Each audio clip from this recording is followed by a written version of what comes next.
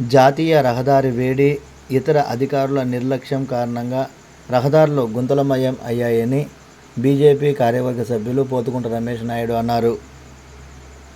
రాజంపేటలోని కడప తిరుపతి జాతీయ రహదారి పూర్తిగా గుంతలమయం అయిందని, ముఖ్యంగా బోయనపల్లి అన్నమయ్య విగ్రహం దగ్గర మోకాలు లోతు గుంతలు ఉన్న జాతీయ రహదారి అధికారులు పట్టించుకోవడం లేదని, ప్రజలు తీవ్ర ఇబ్బందులు ఎదుర్కొంటూ ఉన్నారని ఆయన ఆవేదన వ్యక్తం చేశారు. వాహనదారులు గుంతలలో పడి ప్రమాదాలకు గురవుతున్నారని అన్నారు.